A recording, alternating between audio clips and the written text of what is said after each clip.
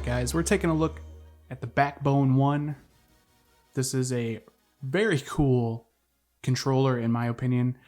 Basically it's an all-in-one controller that will connect to your iPhone via lightning connector, and you can play all of your favorite controller supported games on it. You can also use this for Delta, you can use this for Cydia, and you can use this for Dolphin. Basically anything that a controller supports on iPhone, you can use this controller. So I wanted to get my hands on it and give you guys a review of it and what I think of it. Now, just a bit of disclaimer, Backbone did not send me this controller, so this is not a sponsored video at all. I basically purchased this myself about a week and a half ago, and I've been playing on it ever since. So I'm going to give you guys my opinion on it and if it's worth getting. So first off, I think it's really cool because basically it's a spring-loaded controller. I've reviewed controllers like this in the past, and I really enjoyed them. And this is basically one of the newest ones you can get. It does work for iPhone 6s and up, so everything in between up to the iPhone 12 Pro Max will fit in this controller. And I guess I'll start out with a runaround of the controller first, of all the buttons, and then we'll jump into the actual Backbone application and how that all works. So first off, taking a look at this controller, the build is plastic, so it is very light. You can tell it's plastic. It does not add much weight to your iPhone, being that it's plastic. Also, it does connect, like I said, through the lightning connector. Now, this does not charge your phone, nor does it have a built-in battery. So it pulls power from your phone to basically use the controls. Now, what's neat is they used some sort of low latency power. I don't even know. It's some feature that the lightning connector has, but with it pulling power from your iPhone, I haven't noticed any difference in battery drain from using this controller or just using on-screen controls. So it really doesn't pull much power from your battery whatsoever, at least none that I can notice. So keep that in mind.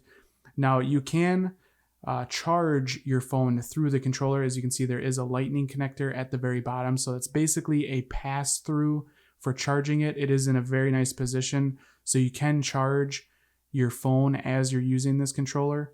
On the other side, you do have a 3.5 millimeter headphone jack, which is really cool. So if you guys still have the wired headphones, you can use that with this controller, no problem. And I thought that was a really cool feature, allowing you to use, any kind of non-wireless headphone with the controller. I think that's very cool. Now, talking about the buttons at the bottom here, the little iconed buttons. So first off, you have the orange Backbone button. That is basically kind of like your Xbox button on the Xbox. It will allow you to instantly launch the Backbone application, so you can just click it and it will open the app. It also allows you to respond to Backbone notifications like friend invites and stuff like that. So if a friend sends you an invite to a game, if you click the Backbone button, it will take you to wherever that invitation was to. So that's a very cool little feature. You also do have the 3 straight lines here that basically acts as your start button for any game, so you can click start with that. Moving to the other side, you have your square icon there. That is to capture gameplay and or take a screenshot of that game. So you can use that button, like I said, to start capturing or to take a screenshot. And the Backbone app itself has a full video editing kind of program built within it. It's pretty insane. I'll cover more of that here later. You also do have the 3 dots here. That's basically your mute and unmute for your microphone on your iPhone. So you can party up with friends. You can have live chat on, and this will allow you to mute that chat so that they don't hear you through your phone. So that's basically what that button is. Now, moving on to the rest of the buttons, in my opinion, of these buttons. So I guess we'll start with the X, Y, A, B buttons there. I think they have a really nice tactile feed to them when you click them. It's just a real nice little kind of click when you click them. You definitely know you're clicking them. So those feel very nice. But the triggers on the top, mainly the L1 and the R1 at the top, I think those are a little bit mushy feeling. They're kind of hard to tell if you've clicked them or not. There's a very, very light kind of tactile click to those, so I think that could have been improved on. are improved on. And then moving to the triggers feel just like any normal trigger. I think the triggers feel perfectly fine. The D-pad feels perfectly fine as well. You have a nice tactile kind of click with that. Really, the only complaint is for clicking wise is the R1 and the L1 bumper buttons at the top there. They're a little mushy and they feel just kind of loose, I guess you could say. It's not like a precision click. It's kind of like a squish with a click. That's how I kind of explain it. And then moving on to the analogs, I think they're nice. They function. They're domed. You can definitely play games with them, no problem.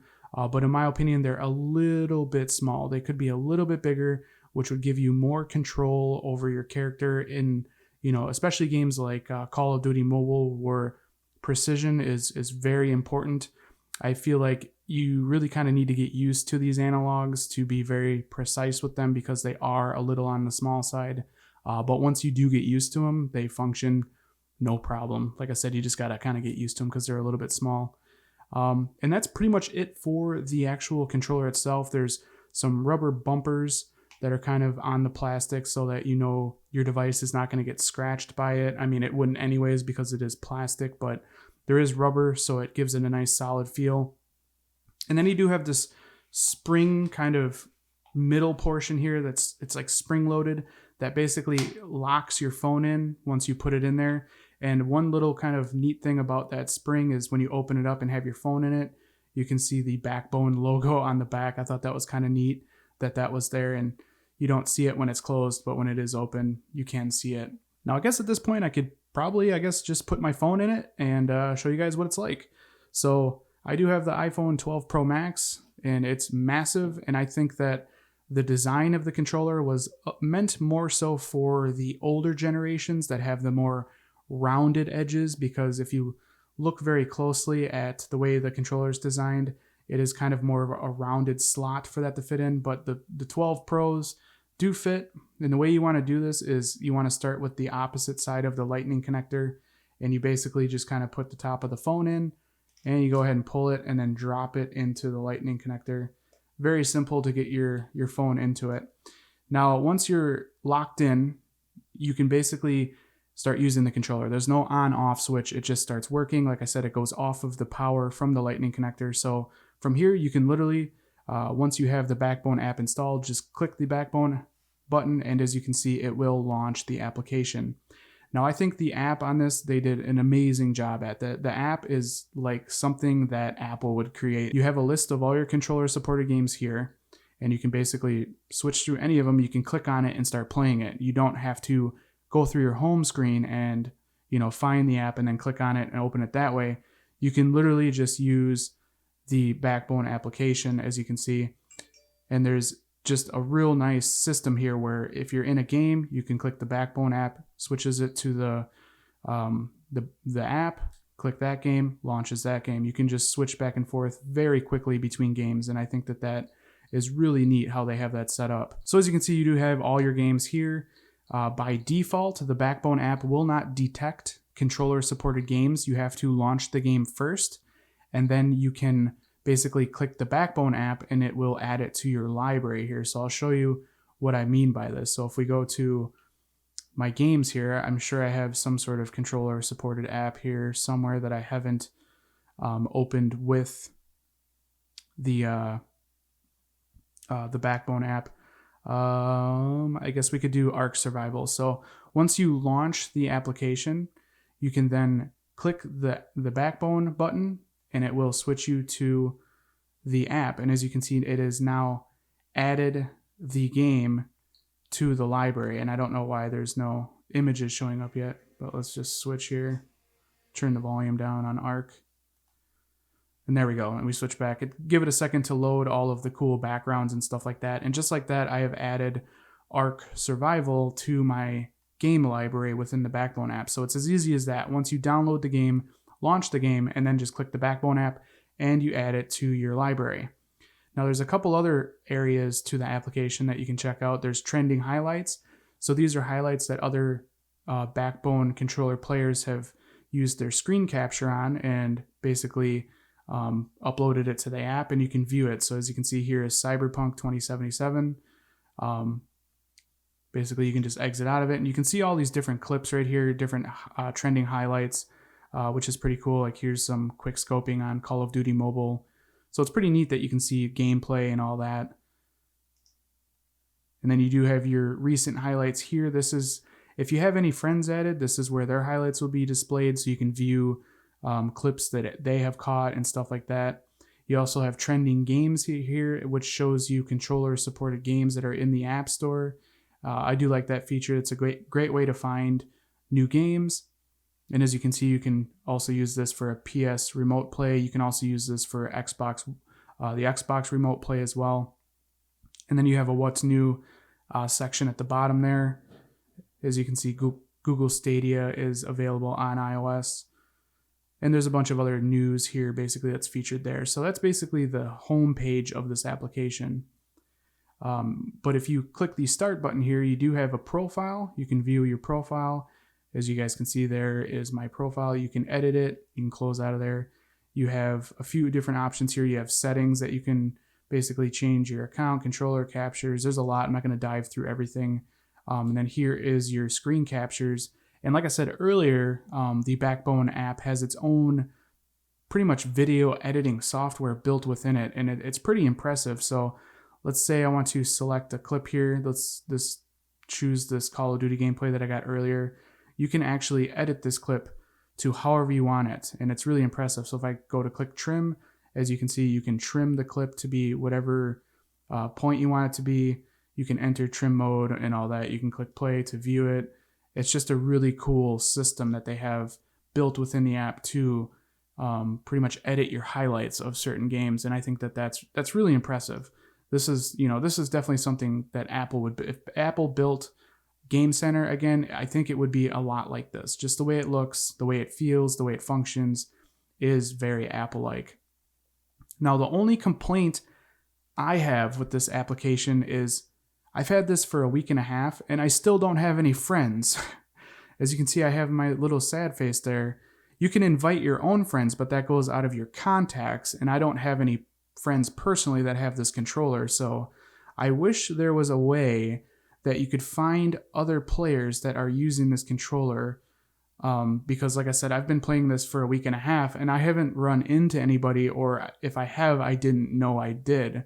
So there's no real way to know who has this controller and who is playing with it in certain games. So you kind of have to either, personally know the person, or know that they have this controller specifically and know their name to add them. So like I said, I wish there was a better way to discover other players to add them to your friends list, because I'm sad face. I have no friends. So if you guys do end up getting one of these controllers, feel free to add me. I'm pretty lonely without any friends on here. That's really my only complaint about the application. But aside from that, for games, like I said, it works for any controller supported games. It also works for Delta, which is freaking awesome. So you can play all of these retro games with this controller, from Super Nintendo to N64 to Game Boy Advance to even Nintendo DS. So it's pretty insane that you can use it for that. You can also use it with Dolphin. So if you want to play GameCube or Wii games, you can do that. And you can also use it for Google Stadia. So if you want to play the new Cyberpunk 2077 with this controller, you can do that as well, which is pretty awesome if you ask me. I'm not going to show you guys how to get these apps or anything like that in this video, but I will in upcoming videos, don't worry. So of course you can use it for all of the controller supported applications from the App Store. Like I said, also for third-party stuff like Delta, Stadia, and Dolphin. So it is definitely a very, very cool controller to have, in my opinion. But the price tag is $99 worth this controller. In my opinion, I think yes.